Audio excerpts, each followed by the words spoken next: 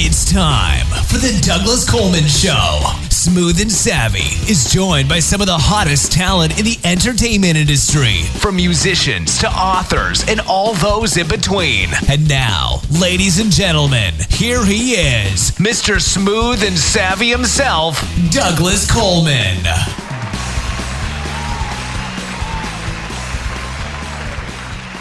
Howdy-ho. Hey, yeah. Welcome to the Douglas Coleman Show. It's me, Douglas Coleman. How are you? And how are you? Wyatt O'Brian Evans is here today. Wyatt is an author. Gotta remember those articles. Who has written a book series called Nothing Can Tear Us Apart. And Frenzy is the third book in the series. So we're going to be talking about that, along with a bunch of other stuff. So please stay tuned for that. Before we get to Wyatt, we've got a couple of songs to play from MusicX-Ray submissions. Again, thank you to everybody who's been submitting on MusicX-Ray. Getting a lot of great songs, and I'm very happy to play them. First one up is called Can I Get an Answer by SusanSmithDavis, followed by Lucy's Butterfly Tattoo by Mark Prudeaux, and finally I Can't Believe It by the Remerge Band, featuring Tia Green and Melody Stuart. So, music first, and then to the interview.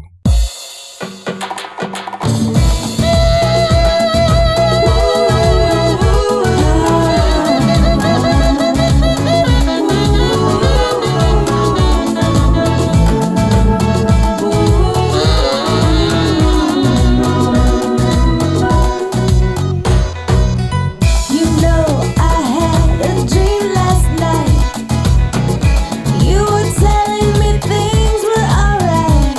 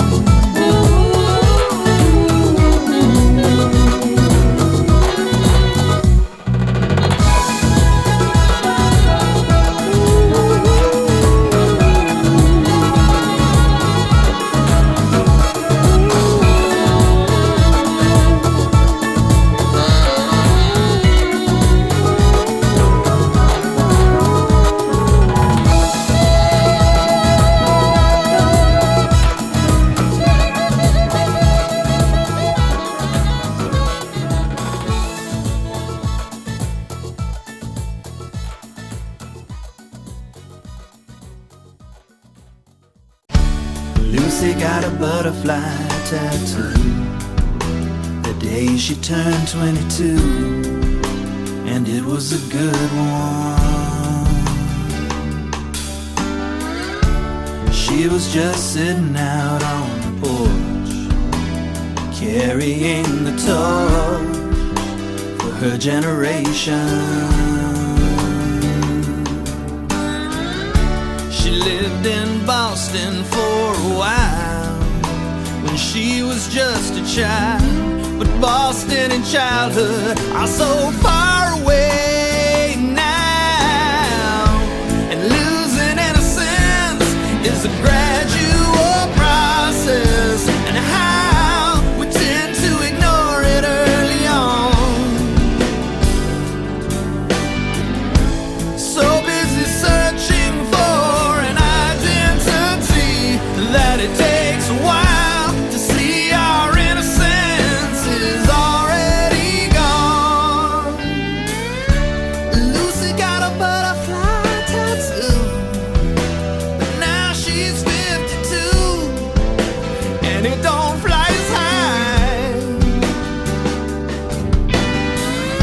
Her daughter's out running the streets, trying to kick up some heat on this chilly Friday night.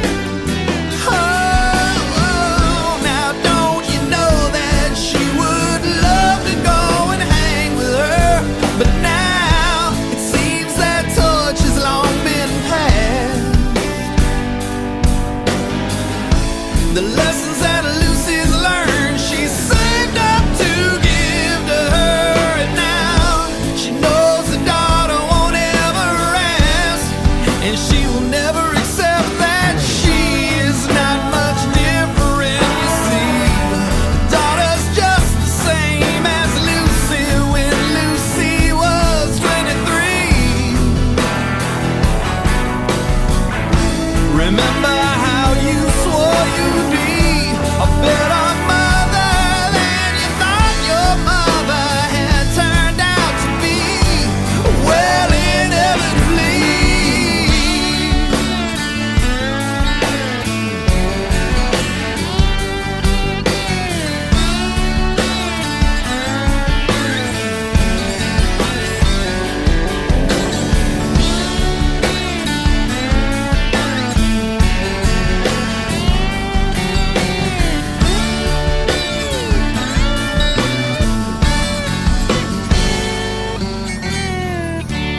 Lucy got a butterfly tattoo the day she turned 22, and it was a good one. Right now she's sitting out on the porch. She rolls one up to torch as she tries to remember her generation, and she says, I feel like I'm losing out, pushed out of the circle. I see how the time flies, and I realize I've crossed the line and there's no turning back now. I smile and wave goodbye.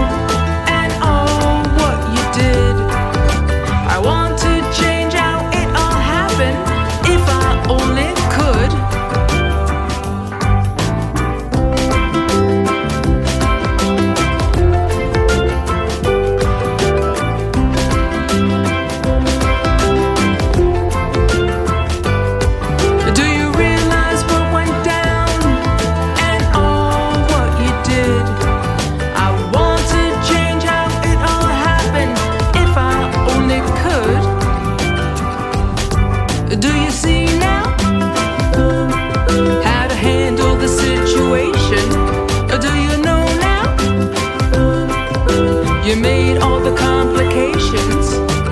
Everything had to be your way, or it wasn't right.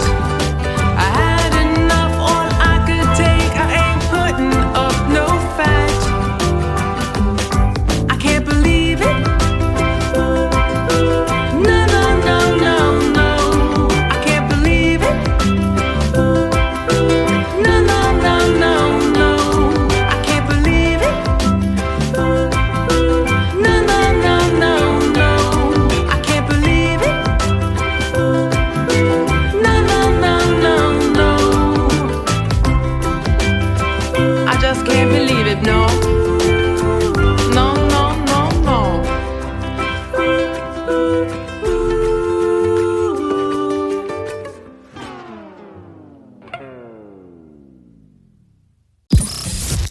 You're listening to Mr. Smooth and Savvy right here on The Douglas Coleman Show.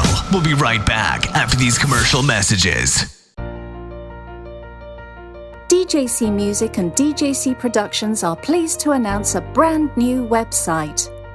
We have started a listing website for radio show hosts as well as potential show guests. This is a meeting site where hosts and guests can come together. Show hosts can list their show and types of guests they're interested in booking. Potential guests can list their talents, bio, accomplishments, or anything they feel makes them an interesting radio show guest. There are no recurrent payments, only a one-time $5 listing fee. Your listing will stay up until you decide to cancel. Previous guests of The Douglas Coleman Show are welcome to submit their guest listing free of charge. Go to radiohostsandguests.com. That's radiohostsandguests.com. Acclaimed author of Garden, Jane Yates brings you the first book in a new trilogy, Octopus Pirate, a story of a foundling who has unusual talents, such as the ability to communicate with octopuses. As a baby, he was washed up on an island off the Scottish mainland. An eccentric former nun who lives alone with cats brings him up. He joins a circus and narrowly escapes plots against him, flees to Cornwall, builds a replica pirate ship that's also an airship to travel back in time to fight real pirates. Get your copy today from Amazon, only 99 cents.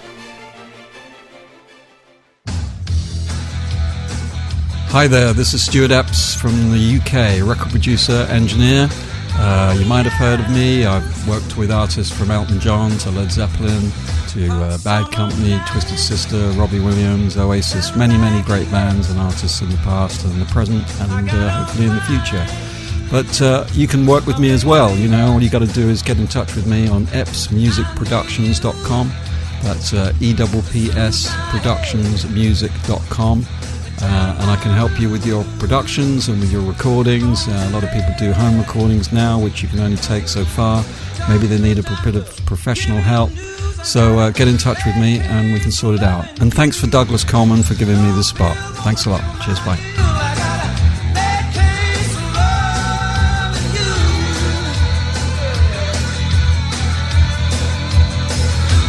And now... Hey, Rocky, watch me pull a rabbit out of my hat. Again? Nothing up my sleeve. Presto! Wrong hat. I take a 7.5. Now here's something we hope you'll really like. Okay, please welcome my guest, Wyatt O'Brian Evans. Hello, Wyatt. How are you? Douglas, hello. Thank you for the opportunity. How are you today? Doing very well. Thank you. Great. You are an author, and you've written a book called Nothing Can Tear Us Apart series. This is a series? Yeah, Douglas, this is a series of novels. This is number 3, and the brand new installment is Frenzy! I love shouting out Frenzy. Yeah. Okay, well, before we talk about the book, why don't you just give us your background a little bit, and then we'll work up to the book.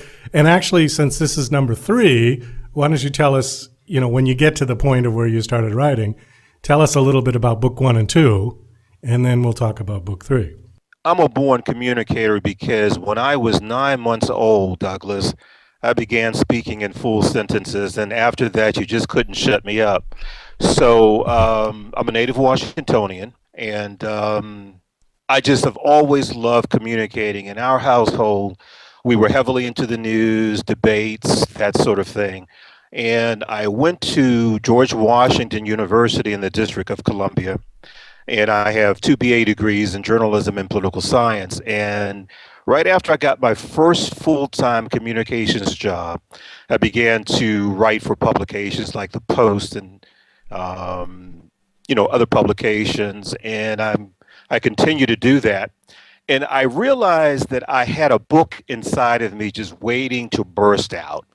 So in 2008, I believe it was, I started to write the Nothing Can Tear Us Apart series of novels. And the genres, Douglas, are gay and ethnic. And I wanted to write about something topical.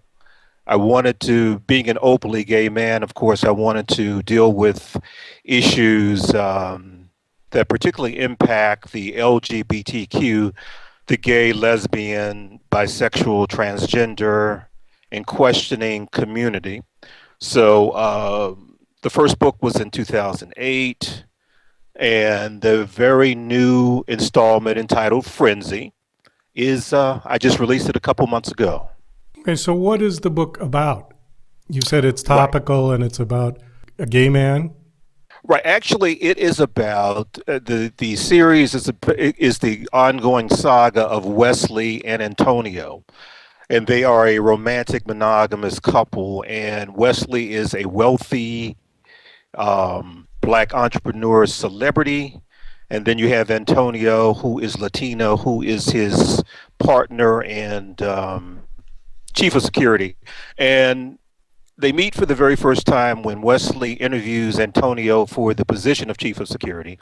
Wesley hires him, and then they immediately realize they have this instantaneous chemistry attraction. But they don't act on it, Douglas, immediately because for two basic reasons. One is they've both been burned before in the love department. And then secondly, they're saying, should we really mix business with pleasure? Because that can get messy. But over time, they find out that they have these great things in common, similar goals and principles. They realize that they're in love, they profess it, they form a monogamous relationship. But what happens is that they have to confront serious obstacles to this relationship. And those obstacles include ethnic, racial tensions.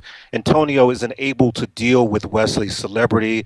You've got some sexual dysfunction issues. You've got Antonio's father trying to split them up. And then in the mix is this gangster called Rough Cut who has a serious axe to grudge against Wesley. So what he does is he manipulates Antonio's insecurities. He sets Wes up to make it look like he's been unfaithful. The upshot is Antonio batters Wes. That's the intimate partner violence and abuse component that we'll talk about later. Wesley ends the relationship.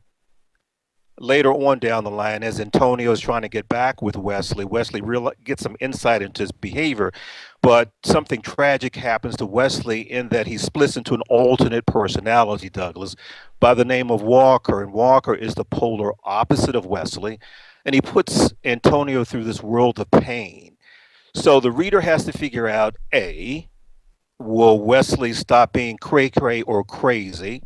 B, will these guys work their way back to one another? And then C, can they vow that nothing can tear us apart? And this is a universal story because it's about two individuals, regardless of sexual orientation or race ethnicity, who are profoundly, deeply, and passionately in love with one another, but they're fighting against the odds to maintain and preserve this monogamous relationship. So you've got action, twists, and turns. You've got a lot of great stuff. You have societal issues without being preachy. And I think it's a great ride. Well, it sounds like it. It sounds like it has all the right components. Actually sounds like it'd make a decent movie. That's how I wrote it. One of the things you've said here on your bio that I wanted to touch on, you talked about structural racism within the LGBTQ community. How is that different than structural racism not in the LGBT community? Wow, that's a really powerful question. Actually, it's similar.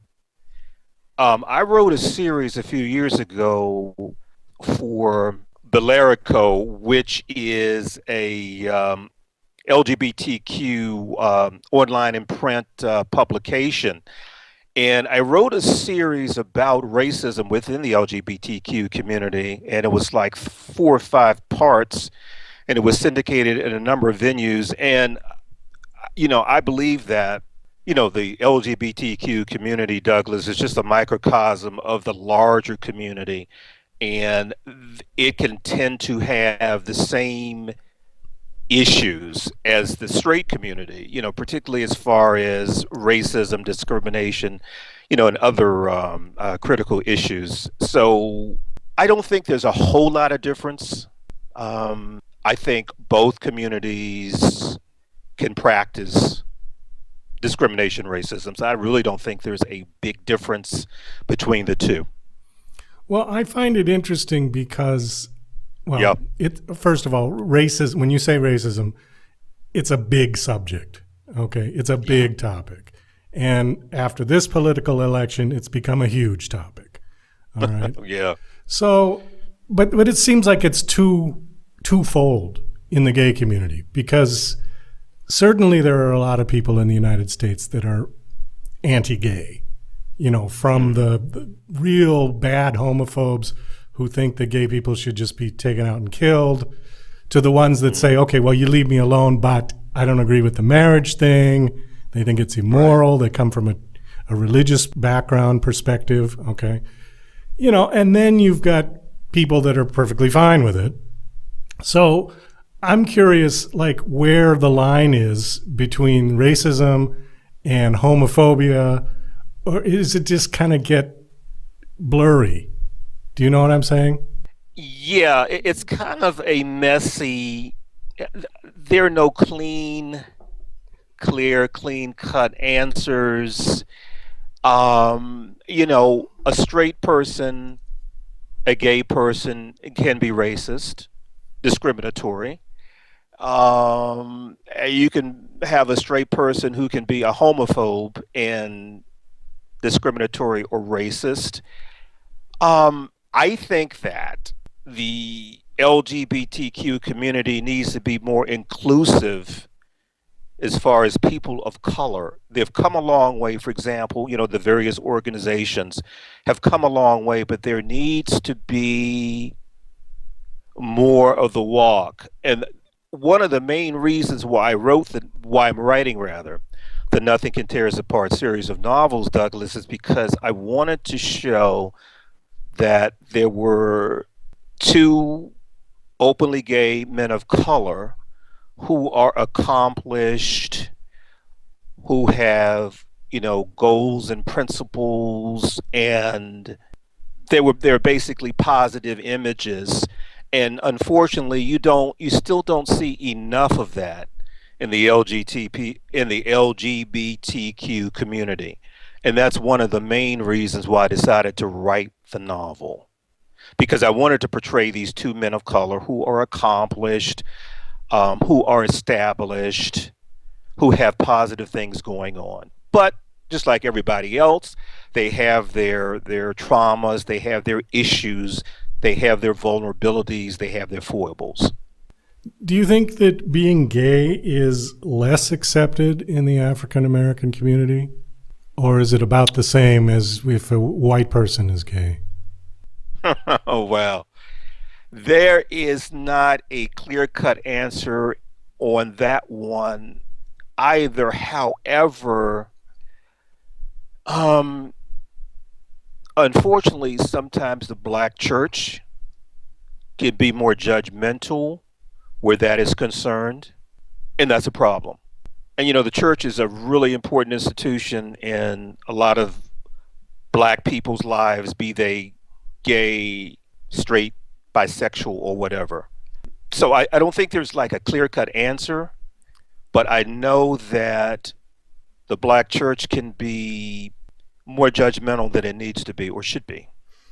Because that certainly doesn't help the situation. When you say Black church, are you talking about the Southern Baptist Church? I am in the East. I would say that across the board, it could be that the Southern Baptists could be a little bit more, because it's probably more conservative. But I just think across the board, the black church can be a little more judgmental than it needs to be or should be, because again, like I said, we have to be able to get along with one another. We have to be able to understand one another. We have to be able to be accepting of one another and tolerant. I hate to use the word tolerant because tolerant just means like you're putting up with something. So you have to be, in order for us to come together as a people, I don't care what your orientation is, what your race or ethnicity is, we have to be able to have a constructive, open and honest dialogue. And when we have these judgments, and it's not only the black church, I'm just talking about, people who are having these, preconceived judgments and what have you, it doesn't help us to get along with one another, be productive, and to really understand one another. The church, not black or white, just the church in general, has not been a great friend to the gay community. True. And most of the argument, in fact, I would contend all of the arguments against gay marriage were religious-based. Right. I could never get an answer from anybody on, well, okay, give me an answer why you think gay people shouldn't get married that doesn't include religion. And I could never get an answer. So it always came from that, well, it's immoral. God says it's immoral. And see, to me, the gay marriage thing was an open and shut case. Because right. If you take the religious aspect out of marriage, marriage is two parts for most people. There's the religious part, and then there's the government part, okay? Mm-hmm. And if you take the religious part out, then gays were obviously being discriminated against on the government part. Right. Nobody cared about the church part, particularly. They just wanted the rights. Because I think I read that there was over 2,000 some odd rights that happen when you change your legal status from single to married. Everything from beneficiary from death, from Social Security, medical insurance, partner medical insurance from your employer, blah, blah, blah. It was just a huge list of things that changed. And that's what was obviously being discriminated against. But when people said, well, no, I'm opposed to gay marriage, the only answer I ever got was a religious-based one. Not that somehow it was going to cost the taxpayers more money because now all these government benefits have to go to gay people as well. If somebody had said that, I would have considered it. I wouldn't have agreed with it, but at least I would have said that's a constructive argument. When somebody throws in an argument like, well, God says it's wrong. I mean, to me, that's like, when people have an argument and finally at the end, the guy says, well, fuck you, and he walks away. To me, that's the ending when somebody says God is saying it's wrong. To me, that's not an answer. No, it isn't an answer. And I have a lot to say on the subject. First of all, when someone says, gives that lame excuse that you just gave us, at the end of a debate or a conversation, that says to me, you really don't know what you're talking about. Right. And that's just an easy thing to pull out of your hat or pull out of your ass, for example. My thing is this. First of all, I think American society is still too puritanical. We're still too based on that. Europe isn't like that. No, certainly not. Europe certainly isn't like that, because I have friends in Europe and they look at us and laugh. And we are so fixated on sex, what people are doing in the bedroom. And I'm saying to myself, even if I were straight, I would say to myself, I don't care what you do in your bedroom. That's your business, as long as you're not hurting anyone, you're not, abusing kids or hurting your partner. What you do in the privacy of your own home is not my problem. I don't care. When people say, well, it's immoral, well, God didn't want this, how do we really know what God wanted? Because and this might be controversial for people to hear, but who wrote the Bible? man wrote the Bible. Okay, so as you know yourself, when you're talking to someone and you're writing what that person says, or you're interviewing something, it could be subject to interpretation. You might not actually get everything down as it was meant to be heard or written. So how do we know if whoever wrote the Bible didn't quite get it wrong? So there's leeway there. Yeah, I agree.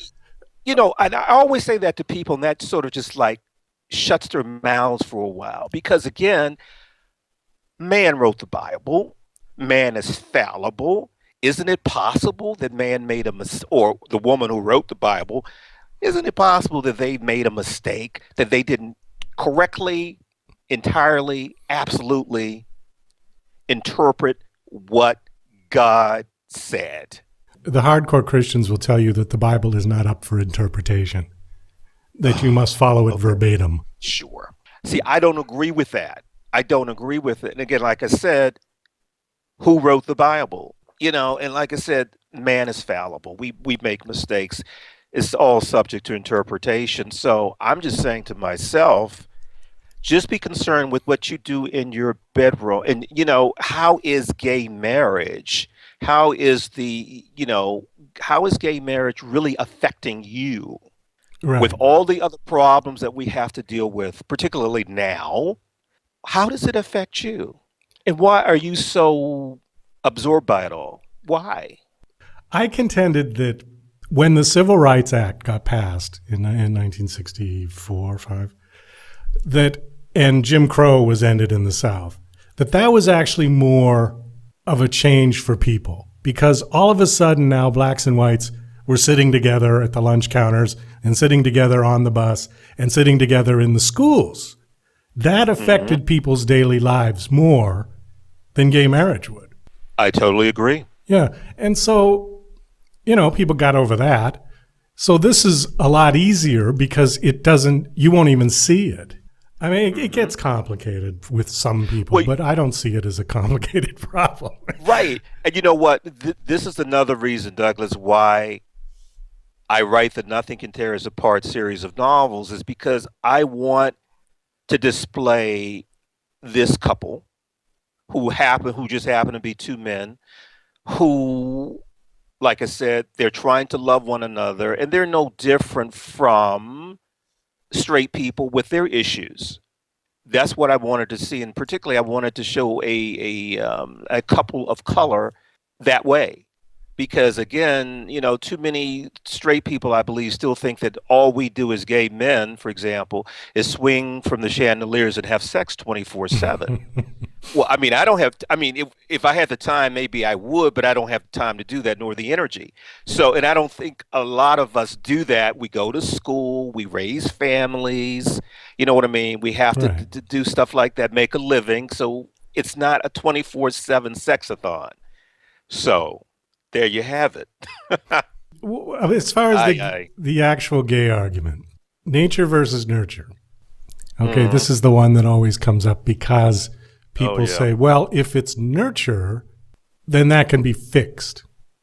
Right. If it's nature, then it can't be fixed. I found an interesting study. Sorry, I can't quote it, but we're not on CNN, so I don't think I have to. But I remember reading it, and it said that they polled a bunch of gay guys, and the article was about the nature versus nurture thing. Because the classic nurture scenario was dominant mother, passive father, or absent father, right? The other one was like, you know, a boy grows up and he's the youngest and he's got 4 older sisters, and the wicked stepmother from Cinderella. And they used to, it got ridiculous. You know, they used to put him in little dresses and things, and that turned him gay. Well, according to this survey, it said 7 out of 10 gay men had that scenario, that set up with their parents. Okay? Now, 7 out of 10 is interesting, but it's not conclusive. Okay. There was another study done that suggested that everyone is born with the gay gene, but that certain environmental things trigger it. Okay. Now, to me, that one sounded the most plausible. None of this has been proven. It's all speculative. It's all subjective. But to me, that one sounded the most plausible because there are those studies with the identical twins where one comes out 100% gay and the other one's 100% straight. And they knew it like when the kids were 6 years old. You know, they knew that they were going to grow up like that. Now, same parents, same environment. That is much more of an argument for just straight nature. Do you think there's a gay gene? You know what? This is very interesting, Douglas. Let me just quickly mention before I really weigh in on it that in 1967, there was a CBS special called The Homosexuals. Mike Wallace hosted it. And later on, Mike said that was the worst thing that he could have ever done. And it talked about everything that you said. It interviewed gay people in the shadows. You know, how did you become gay? It cut to this supposedly famed psychiatrist who said that gay was an illness and all of that stuff. And if you haven't seen it, you really ought to watch it, and your listeners should watch it too, because it's really reflective of the time. It will make you say, my God, they really thought that stuff back then. But anyway, I don't know, and I've heard about the whole gay gene thing. My belief, and this is just my belief, it's in your DNA. I know that from an early age, I knew that even though I was attracted to girls, I really knew that I was predominantly attracted to men. And as I grew up, you know, when I first started college, I realized after dating girls and sleeping with girls, women, I knew that really wasn't the thing for me.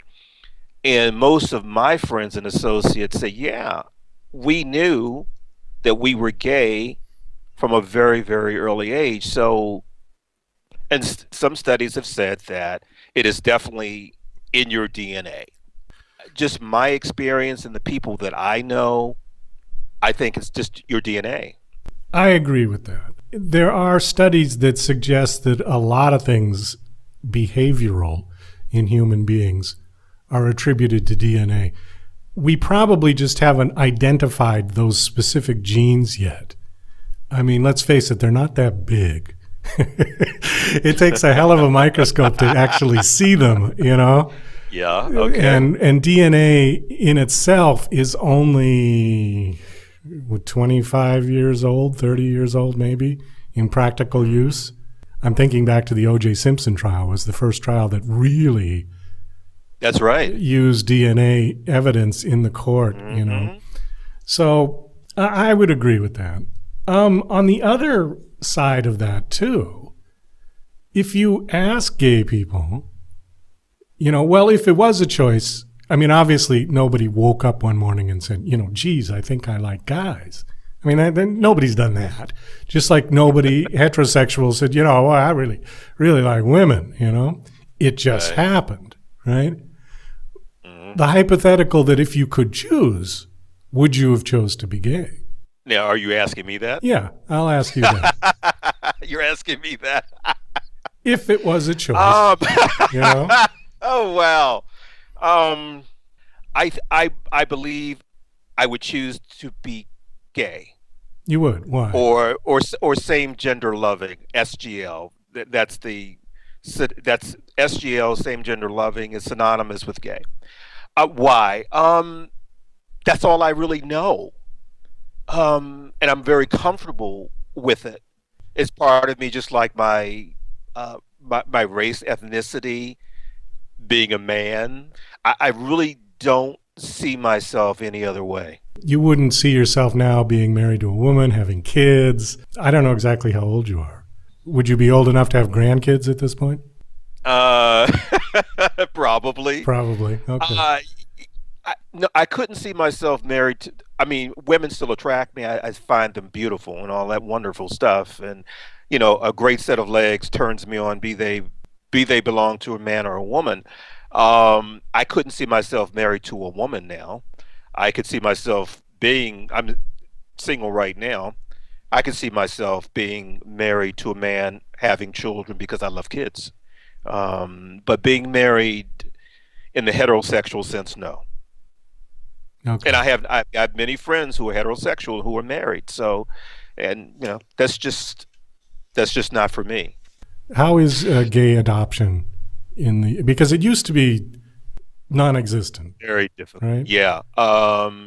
I don't have any stats on that, but I have a couple of friends in couples, and they have adopted kids with not a lot of problem. I think that, with the increased LGBTQ visibility, more heterosexual people know LGBTQ people.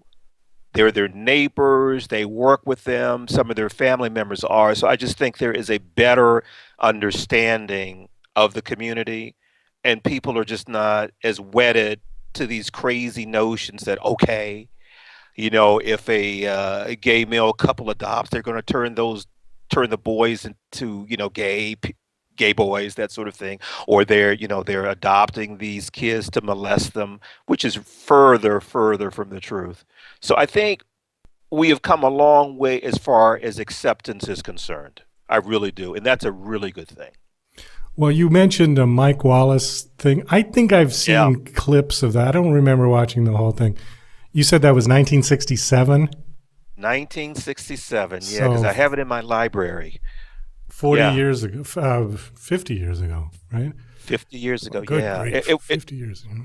Yeah. I mean, everyone should watch it. It will blow your freaking mind, Douglas. It's like, my God, they actually thought like that. And they also talked about the brain stuff that they did, hooking you up to a machine and trying to make you straight, that sort of thing. And it fried people's brains. Electroshock therapy. Thank you. Electroshock therapy, and it fried people's brains. Sure, they were vegetables when they came out of that. So, yeah. Oh, they thought electroshock it was originally, they started using it in the 1920s. And they thought that was going to be the cure-all. They thought electroshock therapy would cure anything from paranoid schizophrenia to homosexuality to impotence to now what we call, attention deficit kids, slow learners. Right. Everything. You got a head cold, let's hook you up. And it was unbelievable, that they really actually thought that this thing was going to, and all they were doing was frying people's brains, That's it. I'm glad that we've come a ways from that. I think as a society, I don't know, you want to get into the political thing? Might as well. I mean, come on, listen, man. I still feel, remember the old shows, The Outer Limits and The Twilight Zone? Oh, yeah. Yeah. I feel like half my body is in The Outer Limits. The other half, Douglas, is in The Twilight Zone, because it's still surreal to me. I still haven't quite wrapped my head around that this man is a president. Let me say something really interesting, and I had to laugh last night. Michael Eric Dyson has a new book out. He's brilliant. He's Georgetown professor, commentator on MSNBC. The man, he uses words so wonderfully and beautifully. He has a new book out, and he had a big book event in DC, and it was on PBS, and he said something like this. Let me see if I can quote it correctly. He said that Trump is the quintessential affirmative action getter, in that when certain people say that affirmative action means that you're not qualified and you get the position. He said that's Donald Trump. And also, too, Donald Trump's cabinet picks, like DeVos, who has no inkling about what education means, particularly public education. So when Michael said that, I had to laugh, but it was so true, because this guy hasn't held public office. His claim to fame is the Celebrity Apprentice. Right. At least President Obama was an organizer. At least he was state senator, a lawyer, a prestigious lawyer, and then at least he had that. This cat doesn't have any of that. I'm blown away. I'm going to take the devil's advocate approach here, because one of the platforms that Trump ran on that apparently was popular enough to put him into the White House was the fact that he was a true outsider. Because people were so sick of the Washington politics, they didn't want anybody. I thought if anyone can beat Hillary, it's going to be Trump. And I said this before Trump was before he got the nomination. And most of the news outlets were laughing at Trump. You can see all the YouTube videos, every single one of them. And I said, don't underestimate this guy. Right. Because there was a certain feeling in America that the white middle class, primarily, the blue collar, were left out for the last 16 years, basically. All right? Yeah. Because 8 years of George W. Bush, in my opinion, was a moron. Okay? He was the dumbest president we have ever had. Trump remains to be seen. I'm going to give him the benefit of the doubt. So, let's see what he does in a year or two. All right? He's certainly been busy. I'll give him that. He's been real busy. Whether you like what he's doing, I don't know, but he's been signing all kinds of stuff. So let's see how it goes. All right, I'll give him the benefit of the doubt. George W. Bush was a complete idiot. All right. Then we went right to Obama, which was like heads or tails on the coin. Obama was a very intelligent man, very articulate. I think he won the hearts of a lot of America just because he was so well-spoken, gentleman. Not everybody agreed with his politics because he was rather liberal, but he knew how to use the image of television. He had like professional Hollywood people do his videos, and you know what I mean? He knew how to look good. Okay, but let me just chime in on what you said. I knew that early on, I told my friends Trump is going to win this unless Hillary makes some big changes. First of all, Hillary was the flawed candidate. She should have never gotten the nomination, period, because the Democrats didn't read the tea leaves. There was something afoot. It wasn't, people wanted change. They didn't care what it was. Right. They just wanted change. And I'll give Trump his due in that he came around at the right time. The TV age, the apprentice age. He's a damn good PR person. Yeah. He knows how to control people. Well, he was a TV star. Of course, he knows how to manipulate TV. That was was his thing, right? Absolutely. And this election cycle was all about that.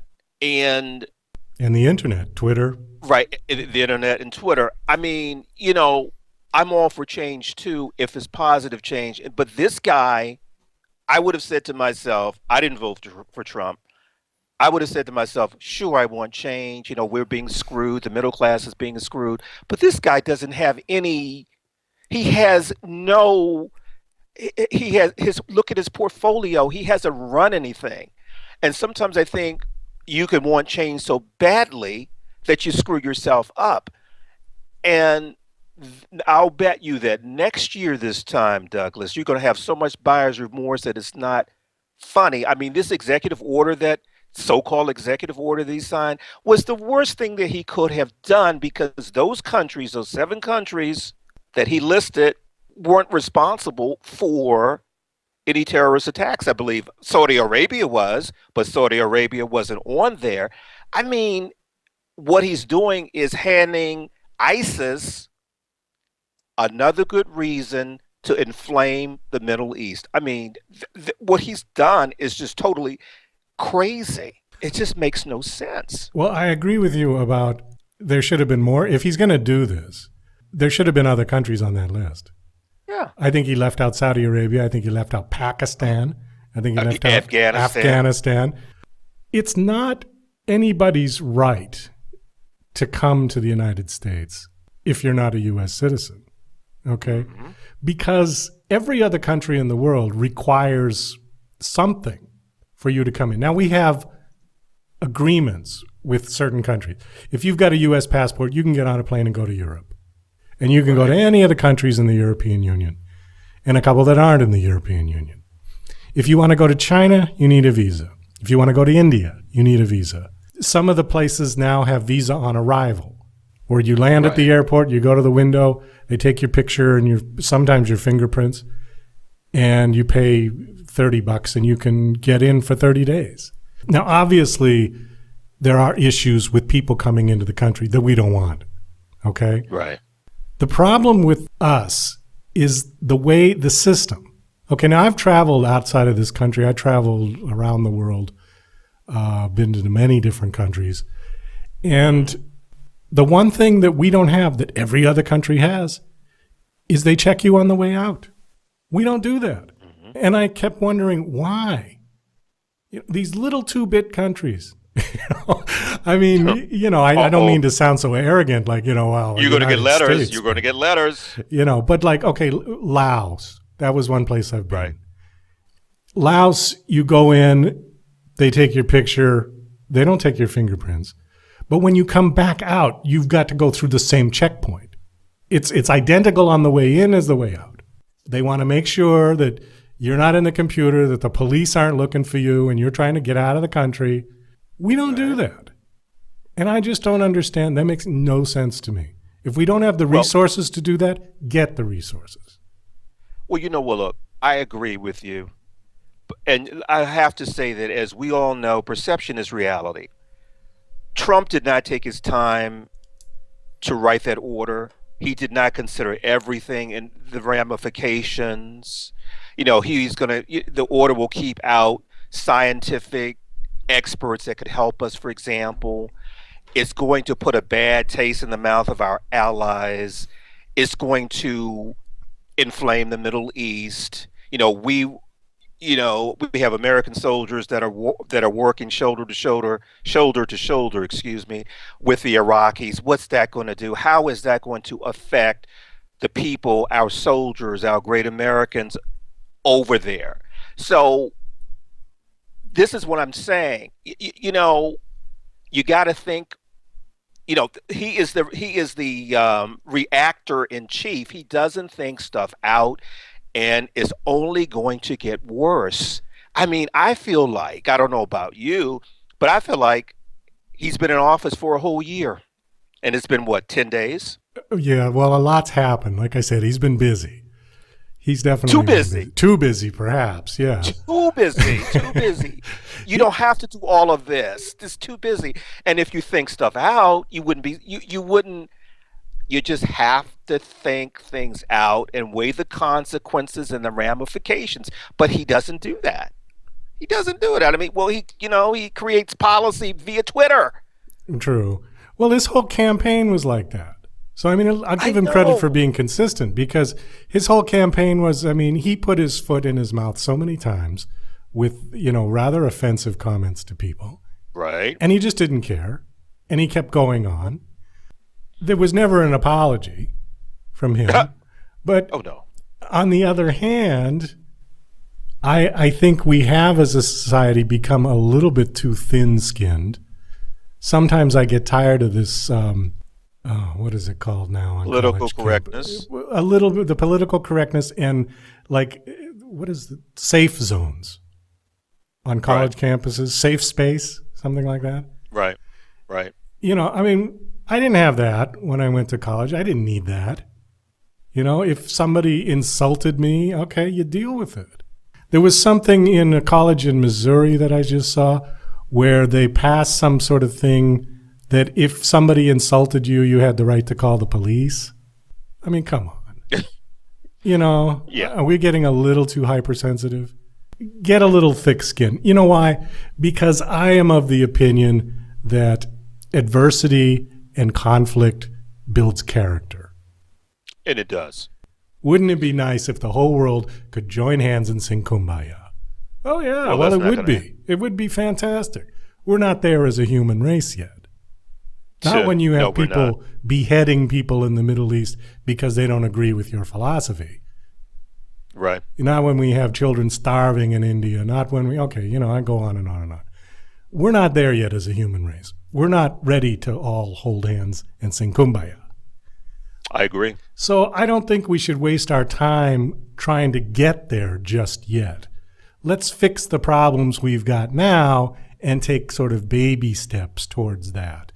because it's going to take longer than you and I have on this planet to get there. Mm-hmm. So I totally agree with you. Yeah. So I don't know how we got to this point, but we are out of time. The show is only an hour long, and I've got to kind of wrap it up. Your book is called Nothing Can Tear Us Apart, Frenzy, and you can get it at all online retailers like Barnes & Noble, Amazon.com. But if you go to my website, which is WyattEvans.com, and that's WyattEvans.com. If you order Frenzy there, you get a 20% discount. So definitely get it there. All right. Wyatt, thank you so much for coming on the show. I really appreciate it. Great talking to you. I think we covered a lot of ground. Well, Best Douglas, of luck. thank you so much for having me. I hope the book does well. Well, that's about all the time we've got for the show today. I want to thank my special guest, Wyatt O'Brian Evans. And thank you to MusicX-Ray artists SusanSmithDavis, Mark Prudeaux, and Remerge Band. This is Douglas Coleman saying goodbye. To the